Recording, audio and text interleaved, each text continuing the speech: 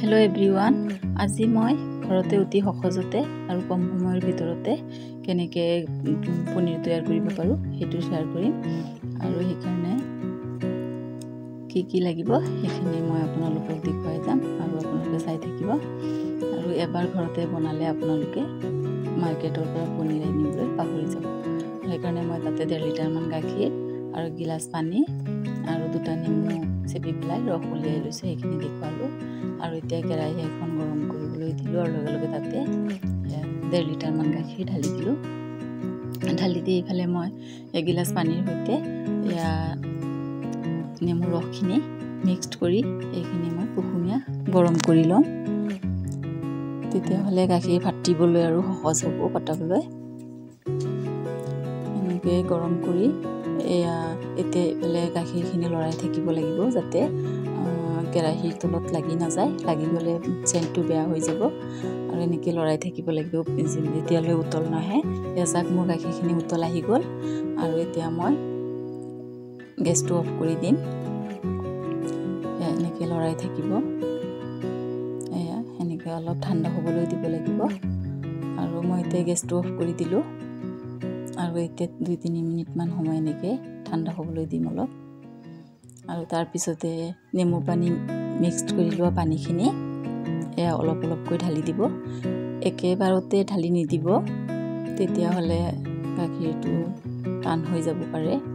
আৰু পনীৰটো টান হৈ যাব পাৰে এনেকৈ এটা সাইডতে এনেকৈ কোমলকৈ লৰাই থাকিব উল্টা পুল্টা চামুচটো ঘূৰাই নিদিব আৰু এসাক গাখীৰটো এতিয়াও ফাটা নাই হেকাৰণে মই বাকি থকা পানীখিনি ইয়াতে ঢালি দিছো আৰু এনেকৈ লাহেকৈ লৰাই দিছো লগে লগে চাহ গাখীৰৰ পানীখিনি কালাৰটো একদম চেঞ্জ হৈ গল আৰু গাখীৰৰ পানীখিনি এক্সট্ৰা হৈ গল আৰু এতিয়া চানা বান্ধি গৈছে এতিয়া মই আপোনালোকক দেখুৱাম বাৰু চাহ কিমান ধুনীয়াকৈ চানা বান্ধিছে আৰু এতিয়া এই গৰম পানীতে বেছি সময় নাৰাখিব আৰু লগে লগে এইখিনি পানীটো চেকি ল'ব লাগিব আৰু হেকাৰণে মই এখন চৰিয়া ললো তাৰ ওপৰতে এখন চেকিনি ৰাখি পেলাই তাৰ ওপৰতে এসাক কটনৰ কাপোৰ এখন এনেকৈ দি দিলো আৰু ইয়াতে মই গাখীৰখিনি এনেকৈ ঢালি লৈছো আৰু ঢালি পেলাই এইটো উঠাই পেলাই এনেকৈ কাপোৰটো এনেকৈ ধৰি পেলাই যিমান পাৰে এক্সট্ৰা পানীখিনি চেপি চেপি হাতেৰে মানে উলাই দিব সাবু টানকৈ চেপি নিদিব লাহে লাহে চেপি পেলাই যিমান পাৰে এক্সট্ৰা পানীখিনি মই এনেকৈ উলাই ললো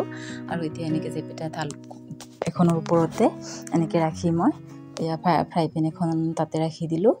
আৰু ইয়াতে এতিয়া মই গাখীৰ যিমানখিনি লৈছিলো 1.5 লিটাৰ মান হেতু জুখতে মই পানী লম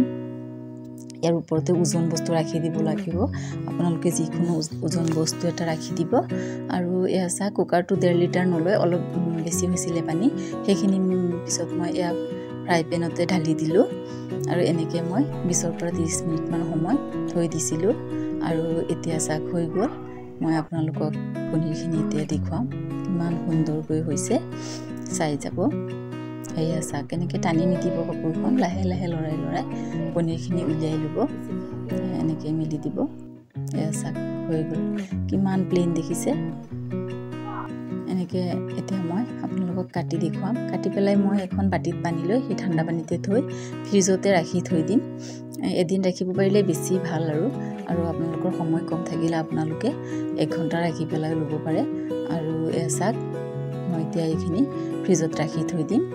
ফ্ৰিজৰ পৰা আকৌ উলিয়াই মই আপোনালোকক দেখুৱাইছো চাক কিমান ধুনীয়া ফটফটীয়া বগা আৰু একদম সফট পনীৰ হৈছে